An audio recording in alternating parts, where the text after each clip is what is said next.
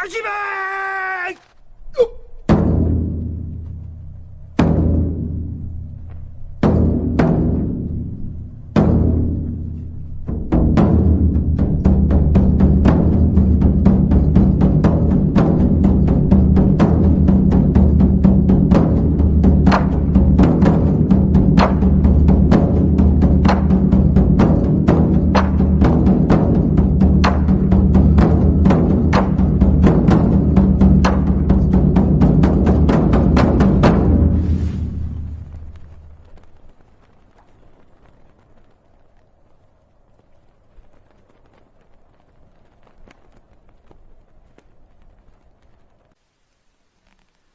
Hey Legionaries, this is General Lance, joined to you in the war room with a very special colleague and guest of mine, Uberboyo. Welcome, sir. How are you doing, my man? Thank you very much for having me on, and this is definitely going to be a juicy one. Oh, it's always juicy. Well, me and Sergeant Barnes here, we're just here kicking it back at the command post, and we're just talking about the ancient Roman Empire, and we talk about leadership.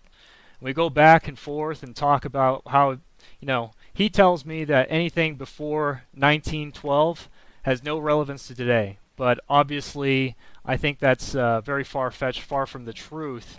And it has to do with a lot of how men carried themselves and, Machiavellian virtue and all that kind of stuff. I know that you're very well versed in both these concepts. As very much a Nietzsche appreciator, right? Yeah, well, 100%. This would be a Nietzsche fan account over here, so this is what you're getting with Steph. And we could definitely go into that stuff at length. Magnificent. And the funny thing is, in the Second World War, there was actually a curated edition of Nietzsche given to Wehrmacht soldiers at the front. I don't know if you know this or not, but it's actually very much a martial, philosophy. Oh yeah, you say curated, so I know they gave them Thus Spoke Zarathustra in the First World War in the trenches. Did they? What do you mean by curated? Like, would they sort of edit out parts of it, or they'd kind of give them the parts that are most relevant to fighting? So the First World War was Thus Spoke Zarathustra, but as time went on, they kind of, I guess, Nietzsche grew in popularity, and they took Will to Power that had been published by Nietzsche's sister, obviously, and then they kind of cut out parts of Beyond Good and Evil and things that kind of brought a crescendo and like manly spirit to a soldier that might be under duress. You can imagine freezing in the Eastern Front or in the desert in Libya, and you're just reading something to pick yourself up after having been awake for 48 hours and fighting to so. Yeah. I definitely think it's one of those most interesting things because here in the West, especially in the United States, it used to be that we were given free Bibles, free, Christian Bibles. And I wanted to ask you, because I know you're very much a scholar about this, just give us a rundown as far as the preliminary critique Nietzsche had about not just Christianity, because I feel like that's unfair, but Platonism in general.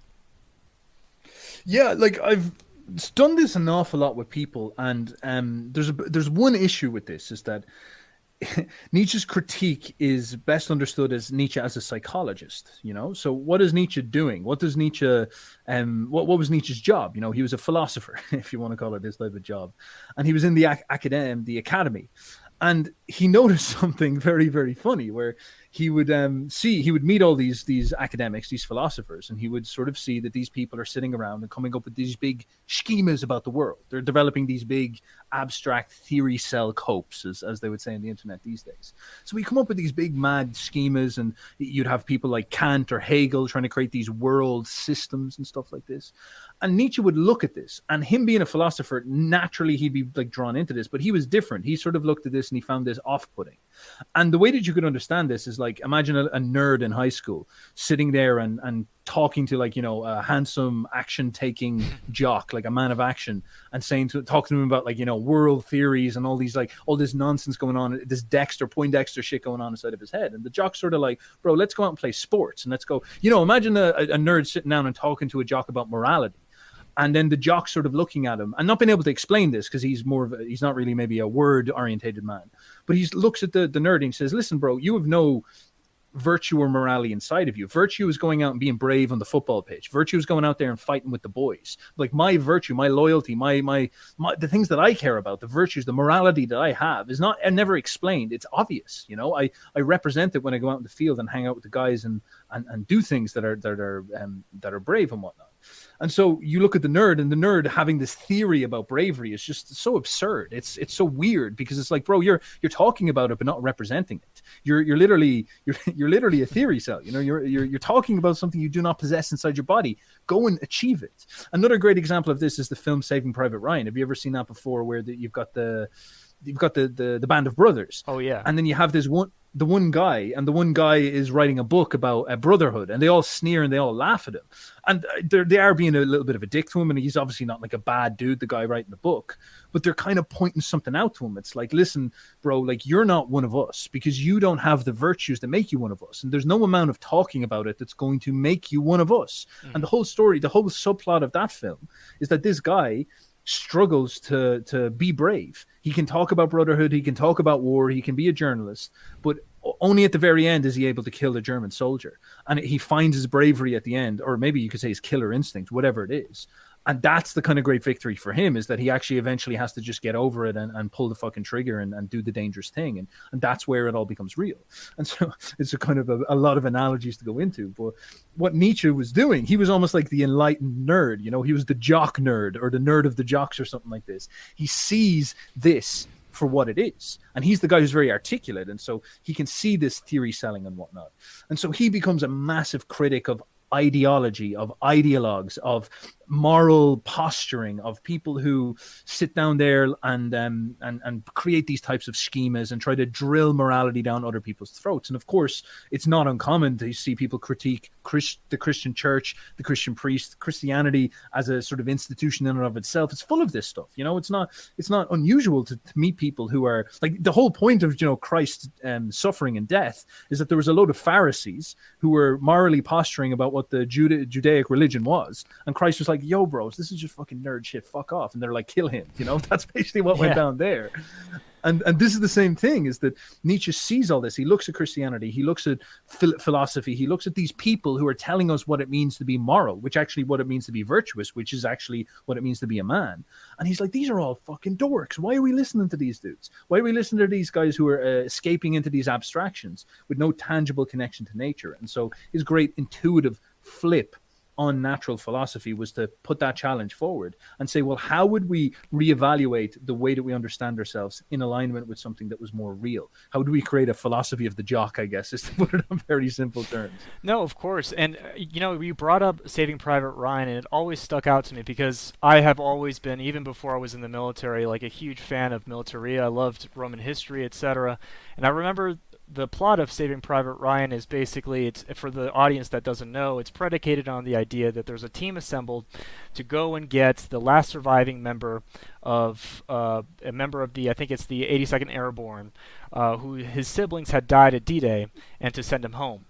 But the idea is that they find him at this fixture where there's a bridge, the final bridge over, a critical point of France, but it's not a big deal. But during this period, there's this nerd type, this desk jockey that gets stuck with Tom Hanks, who's the captain there, and basically he convinces the captain and his team to let go of this German POW instead of execute him.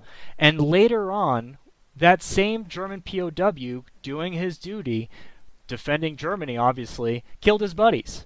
And he was too much of a coward to kill him on one-on-one combat when, later in the climax of that field. Wow. Yeah. And so, I guess there's a big practical example of how mercy kills you. And also on top of that, the idea of leveraging mercy as if it's a good, but it's clearly an evil because he got his buddies killed. And so, I guess I wanted to talk to you about that, and I wanted to talk to you about, what is your opinion necessarily about, how Nietzsche felt about mercy and the circuitous, nature of the weak's will to power? Well, I'd actually like to comment about that because I think this opens up a very, very important question. Because anybody who's a soldier is faced with this question of like, all right, decision making. Because again, the problem with the nerds, the problem with these theory cells, is that they try to generalize and abstract things that can't necessarily be generalized and abstracted. So, for example, a moral statement about the world sounds beautiful, but that does not mean it's accurate to reality. Or more importantly, this idea that there's a moral way of doing things, right and wrong, as you might say, that sounds like the way it should be, but that's not what it's actually like in reality. When you think about what is morality, what does it mean to be moral? People don't actually ever really understand what it means to be moral. Because what is morality trying to help you to do? It's trying to help you make decisions. And why do we have these laws of Moses or these schemas or the Ten Commandments? Why do we have these? Because they're trying to inform us how to decide what to do. But the problem is that decisions are not straightforward. You cannot apply schemas to decisions in the way that you think. In fact, Jesus Christ would often say this: I came here to fulfill the law. I came here to, in some sense, be a representation of the law in action, the living law. In that type of idea, he's the fulfillment of the Mosaic ideas, and not some type of like rigid and walloping and like stone pinning you up against it or something like this.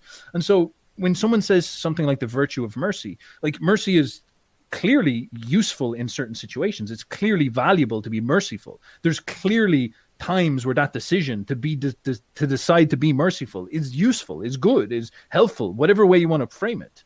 But that doesn't mean it always is. And that in Saving Private Ryan is a great example of this. It's like, look, that and this dude Go is kind of compassionate, yeah, but it's going to come back. You're at war, I'm afraid. Whereas if you meet some fucking poor little dog or something like this and he has a broken leg, maybe it's valuable for you to pick him up and help his leg and contribute towards that cycle of nature. Although you have all these interesting questions, like you fix that dog's leg, he might go out and eat a rabbit, and it's like, well, who's better? What's going on with and the point being is that morality is something that happens in action. It happens in a specific way.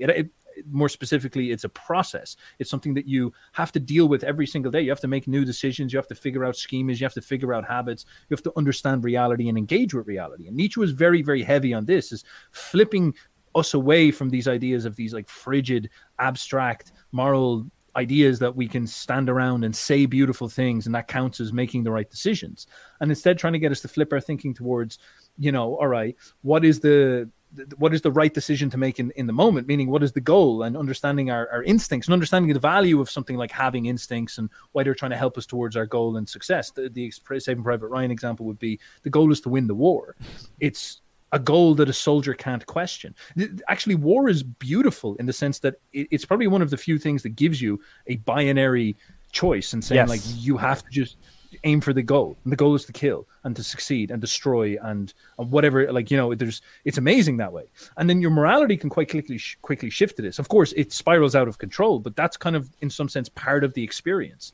And then as a consequence of this, you go and you go out into the war zone and you have to make all your decisions towards success. And this allows the birth of many fascinating experiences, like, for example, the Germans and the English playing football with each other and displaying these like just really interesting breaks of the kind of contract and the story.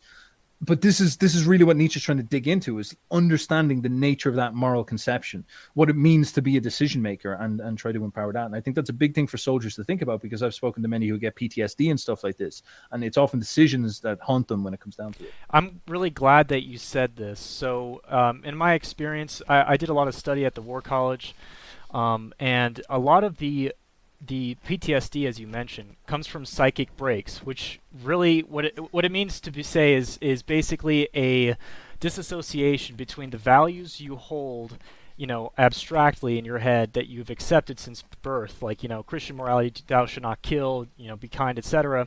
And then these good boys from the Midwest, they go out, especially in GWOT, which is the Global War on Terror, and obviously they go out and kill people. And they have a hard time squaring that back home. Of course, there's instances of TBI and like actual brain damage, and that's different. I'm talking about specifically the cases which have to do with conscience and a conflict of conscience, bad conscience, as Nietzsche would say. Yeah.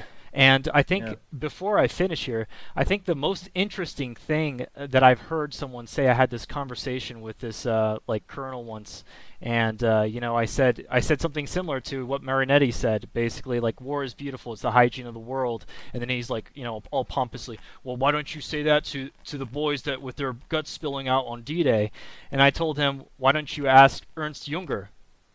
Basically Yeah. the ultimate Ubermensch soldiery in a time where combat is impersonal, right? Especially in World War One, which is probably the most ugly war to probably have been waged on the face of this earth, just by the way that it was waged and the ridiculous waste of manpower. But somehow Ernst Jünger was able to imbibe Nietzsche in his personal philosophy, even though later he would denounce him in part, and basically make the most of it. Whereas the inverse, if you remember, there was two major novels from the First World War, which is Storm of Steel, and on the converse, it's All Quiet on the Western Front, which is a defeatist book.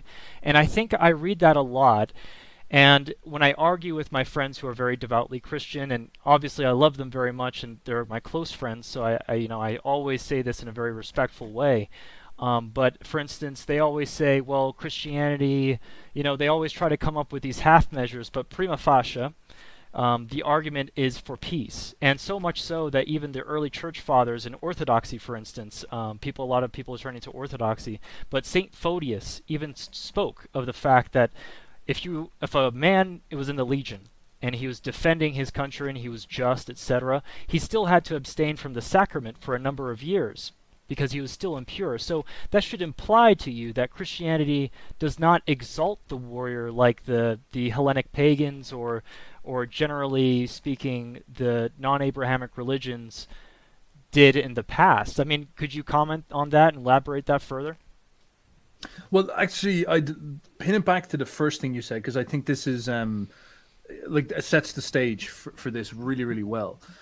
You were talking about Ernst Jünger, you're talking about Nietzsche, you're talking about the way Ernst Jünger could describe war as beautiful. I think there's very much something in that, because my experience working with people who experience trauma is, I've done it with a lot of different people. I've dealt with women who've been raped. I've dealt with soldiers who've killed people. I've dealt with soldiers who've shot kids and stuff like this. And my approach towards trauma comes from just my psychological background. And so I understand the way that the human mind processes emotions. And one aspect of this is not a unitary thing. There's a lot of different ways you do it. But one aspect with dealing with trauma is very, very similar to how you deal with an injury in the body. So what happens when you get injured in your body? I broke my arm recently. So what happens is my arm breaks and then it gets inflamed. Now, at that point, you can't really do much with it. Obviously, maybe you put the arm back into place, but generally speaking, inflammation comes, you just kind of have to leave the motherfucker alone. It's going to be inflamed. It's going to be warm. It's going to hurt like fucking hell. Believe me, broken bones do. And it's going to swell up and stuff like this. Now, this is actually crucial because this is the part where the process is happening. So this is just after the trauma happens. Maybe you kill someone you wish you didn't, or you watch your friend get like his brain splattered all over the wall. It's pretty fucking brutal. And what happens with that experience is you're bewitched, you're fucked, your head is all like jelly, you're inflamed, you're in a bad state. But after a while, that fades, the arm stops swelling. And then what happens is the era of tightness comes. And this is going to last for maybe like 6 weeks with your arm. With your head, it's usually an awful lot longer, like 18 months, maybe a bit longer. And you're going to have this kind of contraction phase. Now, what happens here is, and it's so interesting, your arm becomes tender, sensitive, and stiff, a combination of things. So like I can't move my arm fully right now. It hurts to touch at certain things. It's as I said, tight and whatnot. And so these are all physiological responses my body is doing to protect the injured area, to allow myself to heal properly, and then eventually allow me to use it again. And it's the same with your brain. If you go and you kill a kid, this is what I noticed with PTSD. You can get this trigger concepts, trigger words. So say, for example, if you shot a kid in the chest and I'm walking up and I say to you, Mr. Lance, I'm like, oh, hey, bro, like, oh, man, chest day today. That word can trigger a stream of memories that can make you remember the kid, and that could be like years afterwards, and then you can suddenly have a bit of a panic experience. It's the same way as guys are being like trains after World War One, and the train door would shut and it would sound close enough to like a shell going off, and then obviously triggers the experience of having shells rain down on him. So he has a psychotic breakdown. He has a panic attack, basically. And this is common. I've taken LSD and have this experience. I actually know what it feels like. I've had stuff like this happen to me before. I've spoken to loads of people. The way to describe it is the exact same. It seems to be something about how our brains deal with intensity or psychological traumas, as we categorize it as. Now, what's interesting is that in order to deal with this, to solve this, there's a lot of different ways, but one of the most consistent ones I've found is to try to get people to re-experience it. And it's actually very intuitive to how your body heals a broken arm. When I want to heal my broken arm, eventually the stiffness will die down a little bit. And what I can start to do is rehabilitate it. I can start to try contract the muscles. It's going to be very stiff. It's going to hurt like fucking hell. And it's going to be grinding the bones against each other. But that's going to lead to healing. That's going to lead to the thing becoming fully functional, and that's going to actually help me get over the pain. And then I can begin to develop, break up the scar tissue and get rid of the sensitivity and get my mobility back. Now, apologies, I'm kind of ranting here for a bit, but I've got loads more to say on this. Please. And so with the trauma, it's this very same principle. When a girl got raped 10 years ago, unfortunately, you kind of have to sit down with her and get her to integrate the experience. You have to sit down with her and get her to sort of talk through it. Because what you'll notice is that people tend to have, as we said, sensitivities about these things. They create all these mental rationalizations that protect themselves from the brutality of the actual experience, because they can't relive the experience because it kind of tortures them and haunts them. And it's almost like when you get someone who's a broken arm and you massage into the actual place where the bone is broken. That's the place that's the most tender. But when you do that after the healing period, that actually leads to the conquest of the pain. The tenderness starts to go away. Blood flow goes back in. And everything starts to heal properly. So this is sort of what you're trying to do. And so with this, I would often sit down with people and weirdly use things like writing techniques. I was never much of a therapist. I hate that. But I was always very good at getting people to dig into this part of their mind. So I'd sit down and I'd get a soldier to storytell to me, shooting a kid in the chest and watching it bleed out and stuff like this. And it's something else, because you actually notice that he would tell you the story.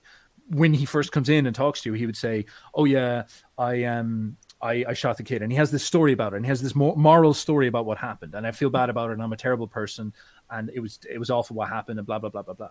But you'll notice that there's no actual tactile engagement with the experience, and then you pause and think about this. Think about how this works. Instead of him just explaining some abstraction and some story, he turns around and he says, "I was in the room. I was looking at the kid. I saw their eyes. Their eyes were black. The guy behind him jumped really, really quickly, and I got a bit afraid. And I lifted my gun to shoot, but I pulled the trigger too early, and I went right through the kid. I heard the kid go, ugh. I didn't even make a proper noise, and it just slumped onto the floor like a sack of potatoes. I saw the blood just rushing out of it. It was ruby red.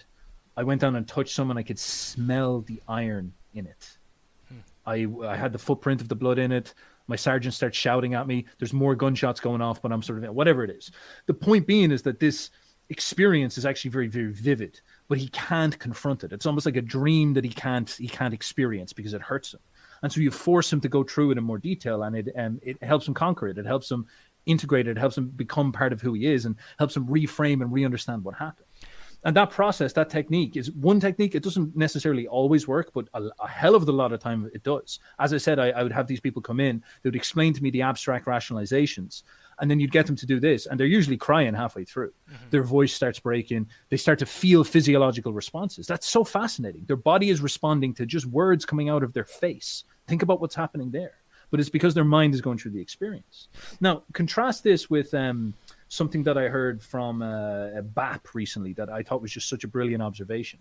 BAP is always talking about the revolution of aesthetic morality that you see inside of the ancient Greeks. And Nietzsche is very much talking about aesthetic morality. And this is very abstract stuff. Like, it's like, what the fuck does this even mean? But he talks about the Iliad. And what is so interesting about the Iliad is full of no moral prescriptions. The Iliad is a description of a war, and it describes poetically the experience of fighting. And it has all these beautiful, lucid, detailed descriptions of soldiers dying and Achilles dying and soldiers winning and things going on.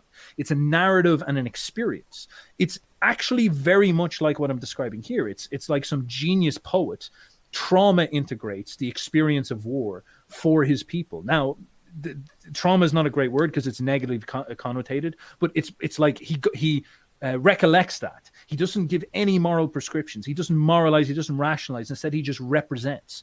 And in some sense, through transforming that war into art, he gives his people a treasure that could not have been done beforehand. All their emotions get digested and processed in an excellent way through this experience. And there's no way you can make decisions about this or come up with stories about this, because the only way to do this right is to actually create that poetic piece of work that shows people, that brings people into the experience and makes their nervous system live through it by listening to this stuff. That's a big, big deal.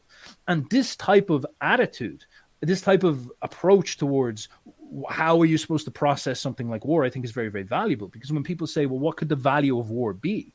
Well, it actually gives us an opportunity to achieve things like this, like the highest forms of art. Because, of course, the highest art is only going to be connected to the highest drama, the highest stakes, the highest danger.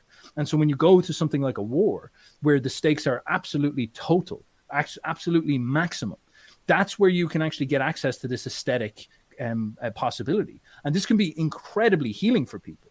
Now, as a consequence of this, or a derivative of this or related to this, you see Jünger. When you read Jünger's Storm of Steel, he completely intuitively hacks into that way of thinking. You notice that he doesn't moralize. He's got this very blunt, mechanical way of describing what happened to him. He's very detail-orientated. He has this beautiful phrase where he says, I was standing there and we were about to raid the English. And I saw everybody with their helmets on, the blades glinting in the moonlight. And I knew, and I realized that we were invincible, like a legion from ancient Rome. And we were going, maybe we would become crushed, but we would never be conquered. And in this description he shows you this scene where you're seeing this ancient legion reborn in the modern moment. The poet in him rebaptizes the experience and gives it justice and creates something that's just penetrating. Like, it completely fills my mind with an image of incredible power and vital magnetism. It gets me hyped up. My nervous system gets sparked listening to this. And that's a great victory over war, over death, over everything. All of those soldiers might have died, but there's something that's eternal about them now because of the poet, because of this character that did this. And I think this type of essence, I can't really categorize it as something firm, is really what Nietzsche was trying to hack into. But fuck Nietzsche, like, go even beyond that and understand this whole aesthetic perspective overall, the value you can derive out of this, because this shows you a way that you can redeem these experiences. And if you try to moralize them, you take something from them.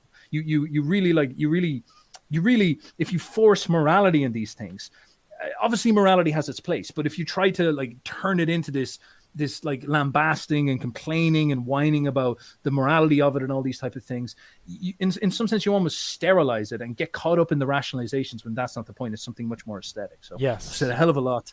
I'll leave it there, and we can go from there. No, of course, and I'll just add to that. I think it's absolutely the interesting thing is, so military officers, from the 1700s all the way to the 1900s, they were given a course of reading.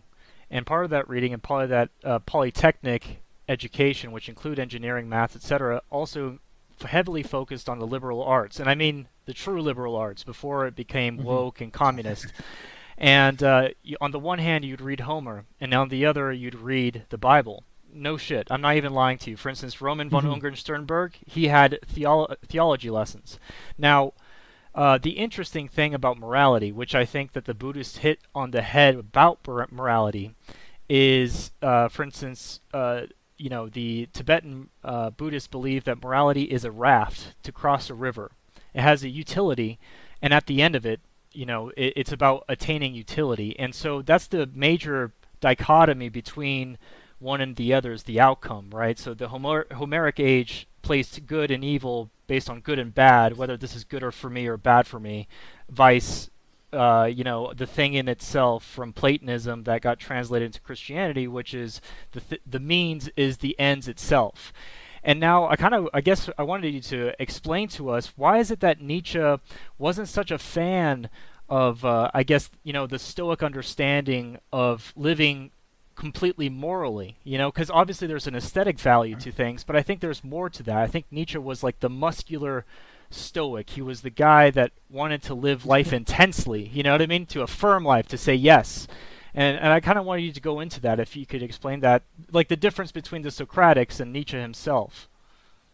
Sweet. Well, one thing I'll say with that, related to that, because you bring up so much that my mind goes in four different directions. One thing I'd love to grab onto is representational art, and this is sort of related to morality too, and I guess you could say abstract or declarative art, because it actually very much relates to the theme I've been talking about, where Nietzsche is a big critic of putting your words ahead of your imagination or your body or morality in action. Like, he's big on stuff like this. It's like, look, you can declare all you want about how good of a person you are, but actually acting this stuff out makes a huge difference. And understanding the virtues of the people who are men of action is actually much more interesting than letting a load of nerds decide what virtue is. Now, there's also a phrase or a frame on this that I've heard before, where the Jews were naturally like a people who got conquered, and so they had a tendency to be a little bit nerdy, and they're like, the people of the book, as they've always been known throughout history. And so they have this tendency towards abstract, moralizing approaches towards the world. The Old Testament is actually not all like that. It's got many heroic, masculine, and visionary passages through it, but it's got an awful lot of word selling, we might say. And what's interesting is this type of art is directly contrasted with this Homeric art of representation, and the idea of all right, don't talk to me about what is right, but show me what is right. Mm-hmm. Show me what is powerful. And you'll notice that the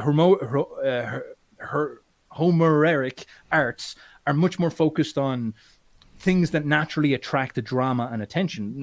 Humans are drawn towards brave people, towards great acts, towards warriors. These are the things that we naturally have an interest in, because this is where, as I said, the stakes are highest. And so there's a sort of implicit morality in there that people don't tend to notice or don't tend to actually make explicit and declare, because it's just that's not the habit of the Greek people back in the day.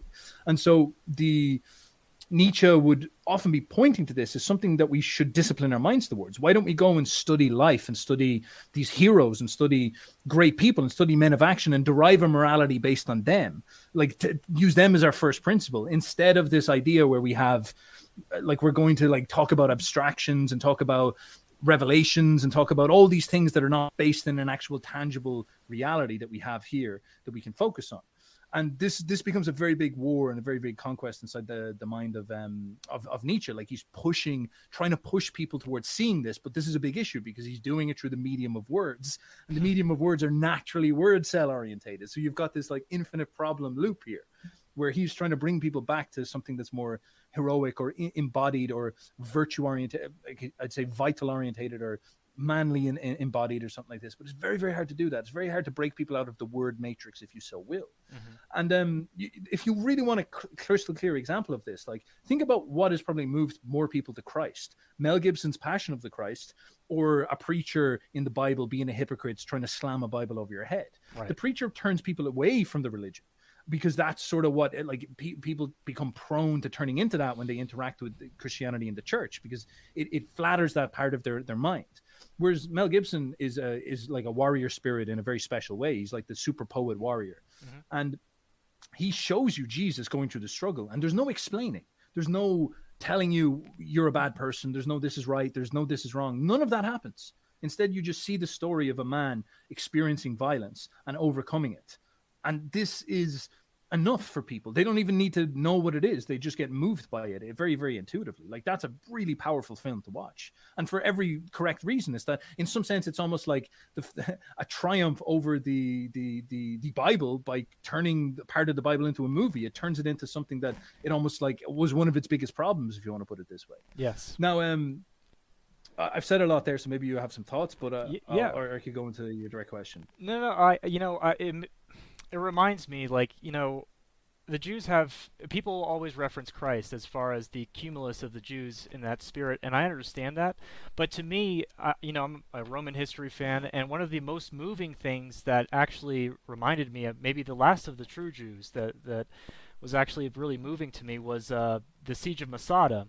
And Josephus kind of writes down this history in where the Romans are able to encircle the Zealots, which are basically Israeli separatists at this time, and basically they're being starved out. And instead of surrendering, they throw themselves off the cliff and kill themselves and kill their children and the women too. And it reminds me very much of, for instance, in World War II in Okinawa, where American GIs were about to close into the last pocket of resistance. Instead of the women and children surrendering and the men surrendering, they all chose to fall off the cliff and kill themselves. And that is the crux of a noble spirit, is to live with honor, or with honor die, as Sophocles says. And I think that's the difference with this attitude with mercy, or with humility, or the denial of the will, because, as Nietzsche says, it's not just about being able to endure great pain. And yes, I agree with you. I remember watching the Passion of the Christ as a child and being very moved to tears with it. But is that the example that you want to set? Because, of course, slave morality is very seductive in that way. It allows people to, it wants you to pity, right? But pity lessens both yourself and the person you pity, right? And the way I see it is that I see through the lens of a warrior, like the Homeric warrior, and I look at Masada, and you look at Okinawa, and you see people like the Alamo that choose to die instead of surrender, as opposed to enduring great pains. And to me, I think that's the major dichotomy between nobility and slave morality, master morality and slave morality. I mean, could you delve into and tell the audience, explain what's the difference between Nietzschean master morality and slave morality? Yeah, it's like there's maybe a couple of technical frames, but the one you're getting to there is almost like an observation of what is deeply inspiring. Like if you think about it, almost as I said, from this like Homer I can't fucking say this word. Homeric. Homer-based. Homeric, there you go. I keep mixing up with a hero in my head. Homeric way of experiencing the world, and this sort of representation of what's high drama and what's powerful. Like the most heavy metal approach to life is you willingly dying instead of becoming a slave. Like that's, if you're put into a corner, the Romans consider this a high virtue, by the way. If you're put into a corner and you have no way out, it's better to die fighting than it is for you to buckle down and take the yoke of the master. There's something that happens there that's incredibly profound. That's your ability to sort of say, I will die instead of violating my ability to express myself, if you want to put it this way. You might call it freedom, you might call it many things, but dignity, whatever it is. But there's this force inside of you that is willing to destroy yourself rather than to become a slave. Now, what happens in history is this terrible story in many ways of this constant flux of domination and slavery and brutality and violence. And so people get enslaved all the time. And they don't have the courage, or for whatever reason, they don't allow themselves to be killed, like the Mosade or the Okinawans or whatever it is. And for this reason, they become enslaved, and something happens to them. Because what happens when you get enslaved? You have your right to express yourself taken away from you. Oftentimes you'll be castrated. We'll say the Romans and the Gauls, because that will hit close to home with me, coming from the Gaelic race. The Romans conquered the Gauls. They castrate all the men. All the men that aren't brave enough to die in battle, they'll castrate you. So first of all, now you're a eunuch. That's not fucking good. They've cut your literal balls off. You're a little girl. The Roman might actually, like some twisted senator, might take you and use you as his fuckboy for all you know. That didn't happen too much, but like it could have happened. And if they wanted to do it, they could do it to you, because you had no rights, you had no power. They would have taken your girls. You would have had all these soldiers, and they would have just marched out your Gallic women, and they would have taken them as sex slaves. They won't be their wives, they'll be their sex slaves. They'll clean their house, and then when the Roman is drunk, he'll come in and he'll fuck your wife, that beautiful girl that you grew up with, that you wanted to have kids with. It's now going to be used by a Roman senator, and you're going to be the loser. Your parents might be killed, your children might be killed in front of you because they're no use, they can't work. And you might be then sent to the mines to work or something like this. And it's horrific what happens. People get destroyed, their language gets replaced, their identity gets replaced. It's so unbelievably savage and serious. Now, in response to this, because you got enslaved, you have all sorts of trauma that's put inside of you, as we said before. And trauma is very difficult to process, as we said. Remember what I was saying earlier, that the kind of natural reaction is to begin to rationalize, to come up with stories. Now, these rationalizations can sometimes be incredibly delusional, depressing, delusional in all sorts of ways. One of them might be that you start to say, I hate myself, I'm a loser, I don't deserve anything. And it's sort of true. You've become enslaved. You didn't have the bravery to resist slavery, so you sort of are. And you can start to have this sort of attitude, like I'm a loser, I'm a failure, I'm weak, I deserve this, whatever. And this becomes your little religion, this becomes your little way of seeing the world, your little culture. And you might even have this idea that why is God punishing me or something like this? What is going on here? This is this despairing energy you might put out. You could also see how people would rationalize and cope. Oh, God's making me do this because he's testing me. God let the Romans cut my balls off because he's testing me, whatever it is. And I'll maybe get my vengeance in these Romans in a later life or an afterlife or something like this. This is just this world is just a test. Or even think about a kid who was born into slavery. They've never experienced freedom. What type of culture and what type of stories are they told among themselves? They're told all these rationalizations and these copes that like one day we'll be free. This is what our story was and all these type of things. The trauma of that experience forces you to distort reality, to become depressed, all sorts of things. And when Nietzsche says something like a slave morality, really he's talking about the slave culture and attitude and how it's very obvious that people who go through slavery are going to develop stories, narratives, rationalizations that are negative in many ways and distorted and twisted. They're heavily touched by trauma. And as a consequence of this, when these stories get turned into a culture and promoted to people as a way of seeing the world, that's actually very, very dangerous. It's literally like going and meeting the biggest loser in your high school and adopting his or meeting a depressed person and adopting his thinking patterns, thinking that it won't lead to you getting depressed. If you meet a depressed person and he says like, nothing ever works out, I'm a failure, we can't achieve anything in this life, you may as well give up. And you decide, right, I'm going to believe that. You'll find yourself in a year that you'll be depressed and on SSRIs as well. Because this type of story, this narrative, this rationalization is infectious in this way. And you'll notice then that winners or great people tend to have a different set of stories that they tell themselves. The Romans understand themselves as we can conquer anything. We will be the conquerors or we will be the dead. And that level of like intensity, willingness to die, that level of bravery leads to some type of expansive power. And any tribe who has it in some sense is destined to win on some level. So there's an awful lot of like vitality in that. That's a whole different way of seeing the world. Now, these two forces can become very at odds when you think about it, because there's been a lot of people who've been through slavery in the world. I'm from Ireland. And so we're deeply infected with these narratives, this culture of like, oh, these English people oppressed us. We can't achieve anything. There's phrases that we'll say in the Midlands in Ireland, such as it's the graveyard of ambitions.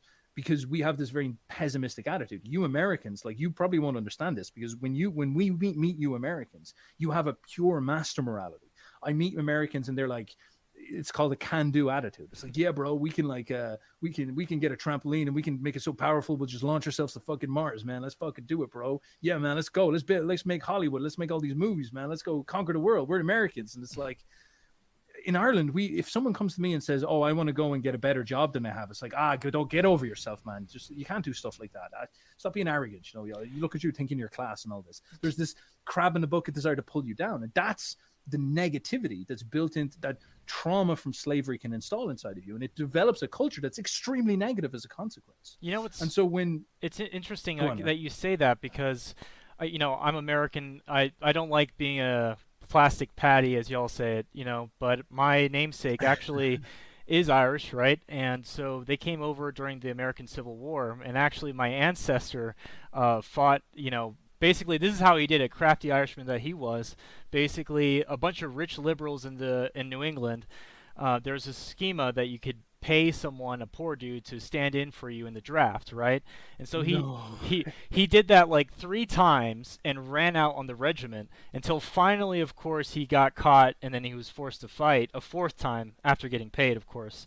And it's really interesting to me because, like, you're absolutely right. In Ireland, I've lived in Ireland for a year and a half before in Dublin. And I remember, like, there's just a different attitude. And when you meet Irish abroad or part of the diaspora or people that are descended from them, it's like, for instance, in Chile, there's this great general, Bernardo O'Malley or something like that. And he was a great general. It's very interesting that the Irish had, there were 2 strains of Irishmen, right? There was one strain that kind of, for whatever reason, they found the master within themselves and reinvented themselves and struck out, and some that stayed. And, I consider you one of those master morality kind of guys and trying to like rally the troops. And I guess the question is because ideas obviously are powerful. And I think that's something maybe Nietzsche a little bit dunks on a little bit too much because he's trying to get rid of the people that read too many books, too many nerds.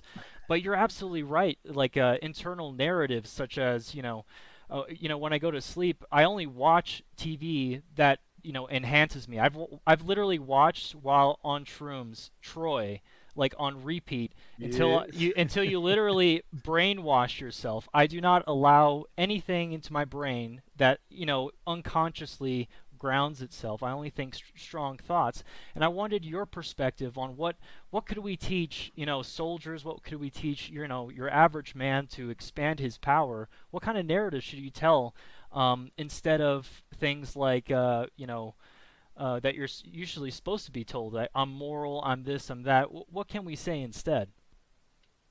Yeah, and I think there's a really important point that an awful lot of people miss out on because again, an awful lot of people are abstract, declarative totalitarians. So when Nietzsche comes and says there's master moralities and slave moralities, people are like, okay, sweet. So all of Christianity is a master morality, and all of the Jews are slave morality. I meant to say Christianity, slave morality. The Roman pagans are all master moralities. The Irish are slave morality and all these type of things. But like the truth is that you can transform. Like you can overcome yourself. It's about trauma, as I said. Like the thing that makes a slave is trauma and a lack of will and spirit to be able to overcome that trauma. Now, if you have the vitality inside yourself, which lots of people have all the time, you can transform that. Nietzsche himself said the Jews are a psychologically vital people. He had an awful lot of compliments for them. He just thought he found them annoying that they're all these fucking book nerds. Yeah. But nonetheless, he saw that they have virtues. And in fact, the slaves have many virtues in some sense because of their trauma. Some of their best virtues get developed, like patience, like craftiness, like long-term thinking, like long-term will. That they're actually really powerful. That's almost like endurance, which sometimes the masters can lack. The masters can be naive. If I was to describe the Americans, and maybe a downside of them being like the supermen who've conquered the world hegemon, is that they are a little bit naive and out of touch. They don't realize, you talk to people nowadays in America and they're like, yeah, man, like everybody can come here. Everybody can be American. Everybody can be like us. It's like, bros, you are very special. You have an incredibly dynamic people. If you bring a load of like us Irish there, you're bringing in a load of people who are deeply negative, who have all these types of issues. And I don't know, will we integrate that well? It will take a while to do it. You bring in people from other parts of the world who genuinely despise you. Like I don't know how all this stuff is going to click. Maybe it will. Maybe I could be wrong, but the Americans just have this sort of simple, happy-go-lucky attitude and all this. And Nietzsche often said the masters tend to be naive. They tend to be out of touch in this way. Mm. And so, the point being is that we have this experience with trauma and we can process it. We have this experience with life and we can process it and develop a narrative, a way of looking at life, a philosophy, if you want to put it this way. And it's not necessarily permanent. Like me as an Irishman, when I was reading Nietzsche, he was almost like a psychotherapist teaching me how to overcome pettiness and resentment. Mm-hmm. And now I can be an Irishman and acknowledge all the great things about myself and great things about our history. And I can look and see many of the brave things. Like, for example, the revolution was an act of actually great bravery, where these guys put their fucking balls on the line in order to overthrow the English. And it's like, whatever way you look at it, man, that took stones. That was unbelievably hardcore to do that stuff. Now, did the whole Irish race overcome their trauma and then transform that into an ascendant project? No. In fact, we've kind of like drifted into this sort of European leftism and all these type of things. And that's another big issue we need to face. Mm-hmm. Israel is another great example of this. Like the Israelis had a great deal of will to power. They're like the Jews are the slave people par excellence of history. Mm-hmm. And through Israel, they've achieved something that's incredibly brave, incredibly assertive, and conquering territory. Like, how does that stuff happen? And so these are great examples of this. And I've kind of half forgotten your question, but the point that we really wanted to stress is that these things are modulative, and you can. Oh yeah, I remember your question now. You can transform. You always have that power, and Nietzsche's actually looking for you to understand that within man there is this vital force that he can leverage. And through this, it's almost like when you have a lot of energy, it's like you can creatively do anything. And so if you're traumatized, imagine this: if you're full of like healing power and I break your arm, you're going to be able to heal that arm and come back to full strength. And it's the same with like psychological vitality. If you get traumatized by life and become a slave, or get enslaved, you know, a lot of us wake up nowadays and we're in debt-based finance to usurious masters who we don't know who they are and stuff like this. Hmm. And this type of problem that we have leads to an experience of slavery. We live in these cities. All our girlfriend ends up on OnlyFans. Guys are porn addicts and stuff like this, and we wake up traumatized to this, and we realize that we're slaves. Oh fuck, we are cooked slave moralists to we're cooked little slave people to these financial masters, or whatever you want to call it. Like, I'm not necessarily saying it's that, but this meme comes up inside people's heads, and it's like, well, do you have the creative strength to rebaptize your situation and put yourself in a positive place? And then this really starts to lead into what Nietzsche meant by master morality, is that it's like, how would you act if you had the power to express your creative instincts, your soul? How would you act? Like, what would you have to be in order for you to get to that place where you can win? Well, how does a champion think, you know? And usually they're very competitive, they're very severe with themselves and with others, they're very, very happy-go-lucky and positive, actually. They're very big thinking and visionary. These are usually these traits that they have. Again, I use the Americans because think about how the Americans operate in the world. The Americans think the biggest dreams that you can imagine. We're going to fucking explore space and be the first motherfuckers on the moon. Fuck you. Meanwhile, in Ireland, we're like, oh, those English people, there's no cans of beans on the store. The Americans are like, we're going to be the world fucking hegemon, and everyone's going to use the US dollar. And if you don't, we're going to bring democracy to you. These this energy is really assertive and really powerful because it's bombastic. It's creative. It's like, we're going to shape the world. We're going to set the agenda. There's balls there. It's really, really compelling. And there's an awful lot of virtue in this. There's a competitive attitude. There's all these types of things.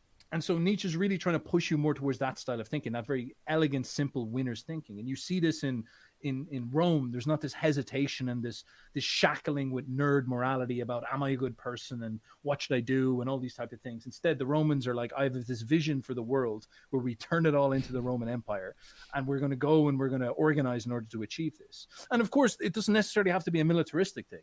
The Greeks are also a good example. First of all, they were militaristic, but they also had this sort of like creative vision. You know, they had like, we're going to be the people who penetrate into the nature of the universe and articulate it as science and reason and philosophy. We're going to penetrate into the perfection of Plato's forms, and we're going to represent it as high statues and beauty and things like this. And there's this crazy creative, bombastic energy inside the Greek people that led to them approaching anything they did with competitive excellence that led to the success. The Renaissance in Italy is the same thing. You know, they're full of vitality. The Italians didn't wage any wars. You know, there's a couple, but it was not like some war project. It wasn't the Roman Empire. Instead, it was this cultural renaissance. These people blistered and blew open the project of modernity. These people lifted these grand, beautiful, the most beautiful art we've ever seen in the world in some sense.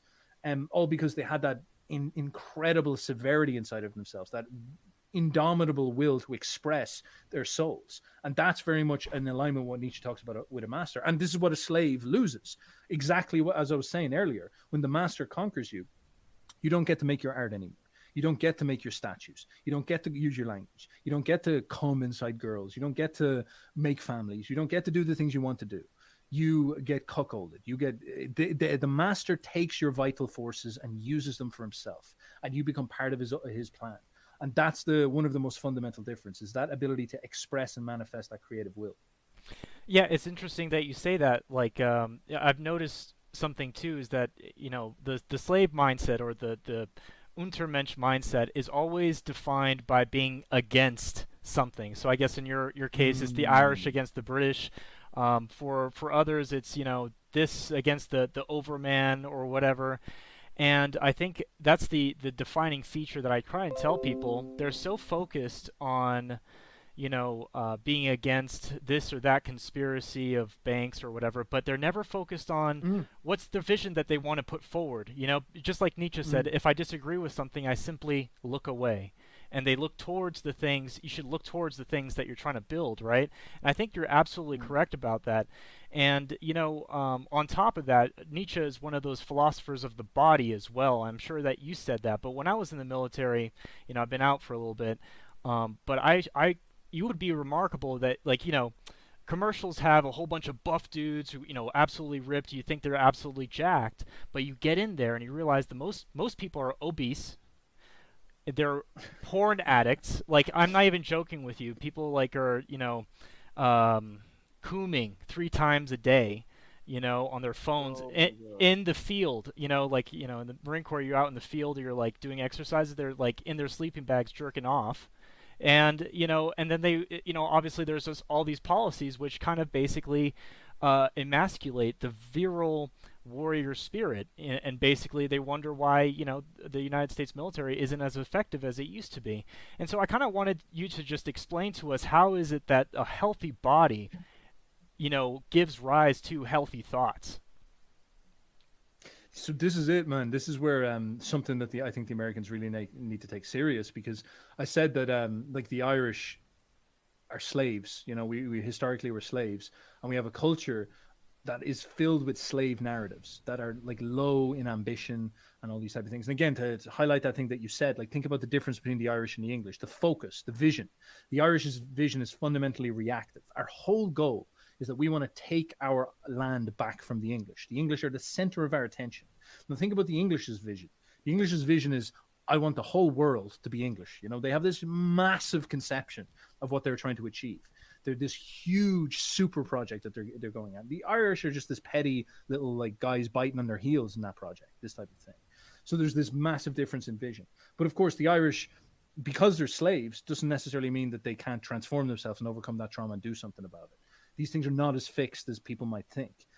But they are very hard to break out of. Just because they're not fixed doesn't mean that people overcome them. Otherwise, they probably wouldn't exist that way. Now, they're also not fixed in the opposite direction. Like a master can become a slave. The Jews were masters once, and then they got conquered by a lot of people. The Irish were masters. Like the Irish showed up on this island and conquered who was there. This happens. And I look over at America, and I'm like, oh man, they've definitively allowed so many thought forms of slave thinking to be saturated into their moral worldview that they have essentially self-owned themselves. They've allowed a culture of negativity, of patheticness. Like there's so many versions of this that go beyond maybe the politics of it, but like the simple version of a loser mentality or a victim mentality or slave mentality in a fat person. Like a fat person looks maybe at a beautiful person and they react to the beautiful person's beauty, and they feel bad about themselves. They might begin to envy the beautiful person. They might become resentful. And in reaction to this, they might just try to create some type of cope, such as it's okay to be fat. They'll do this fat shaming thing. And of course, then this cushy, soft morality of being permissive towards people's feelings that you see in America so much these days, in the West generally, permits this style of thinking. The West has a big problem where it permits the delusions of victims and slaves. This is probably one of the defining issues in the West, and I'm asking all Americans to please help us fix this, because you're the world hegemons.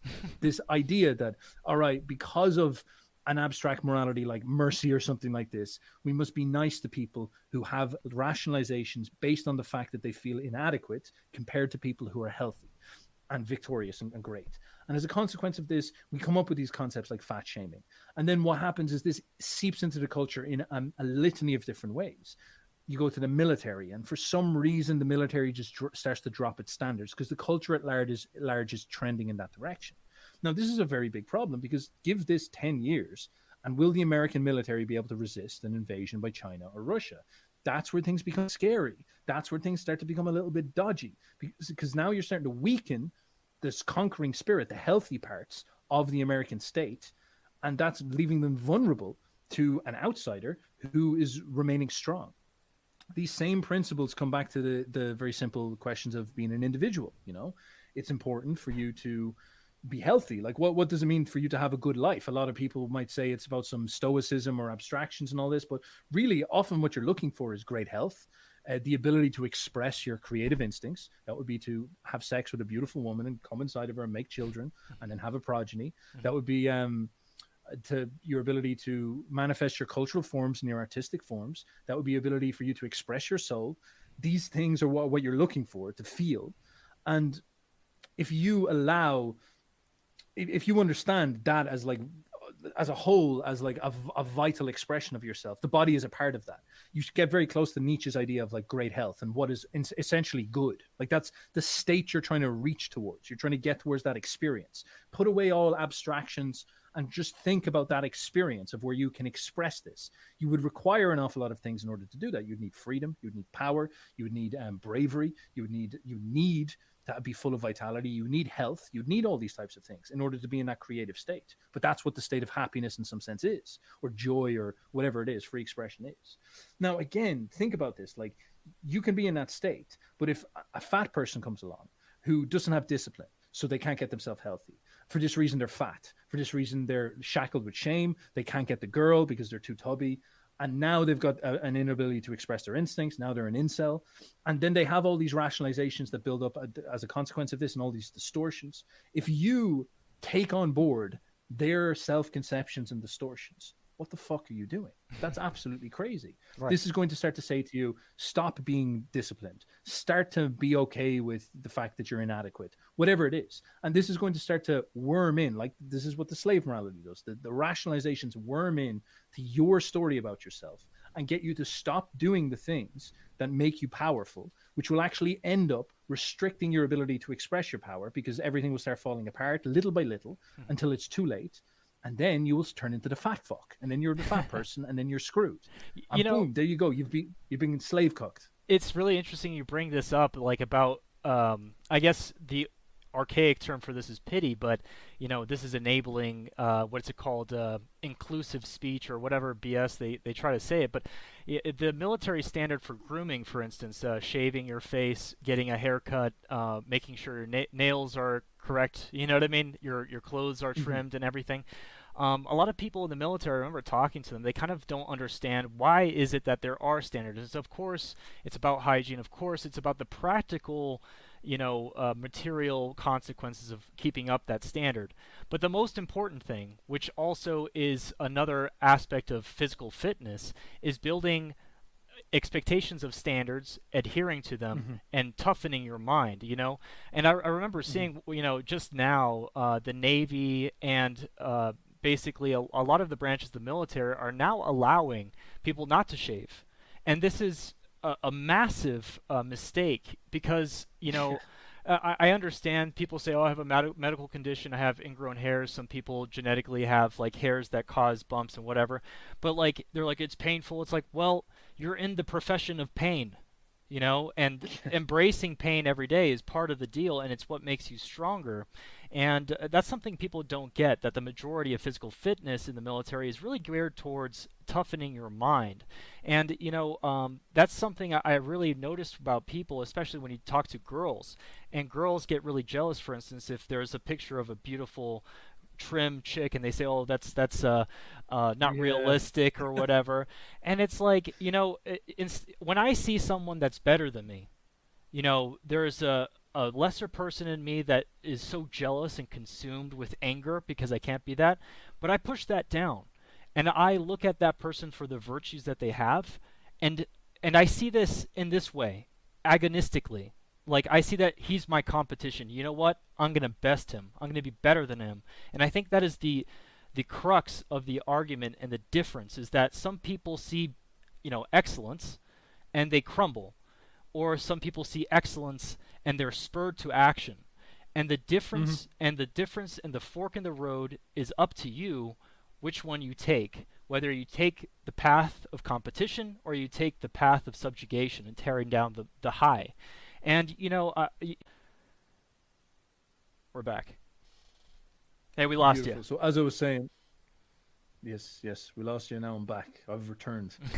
As I was saying, Nietzsche greatly admires your ability to turn disadvantage into an advantage. He considers it a apex strength, an apex vitality.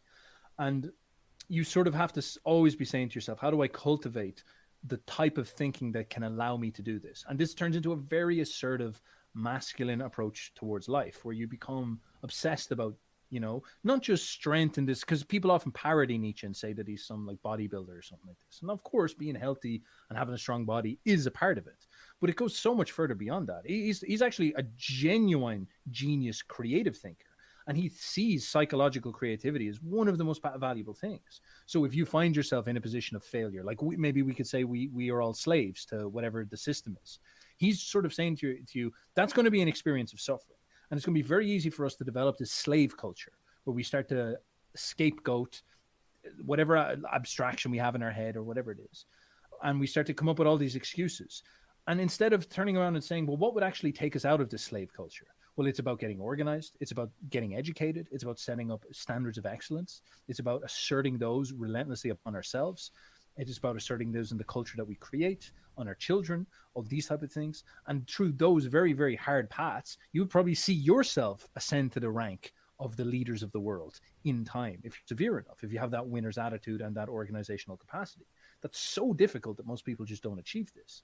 And he's describing that not as, that's not a story about a bodybuilder. That's a story about you having vitality, that you can take a punch in the face and say, all right, I'm fucked. I'm in a bad situation right now. I'm a bit of a slave, but I'm going to turn this around and use it in some way. And I'm going to see how I can take advantage of this situation and win.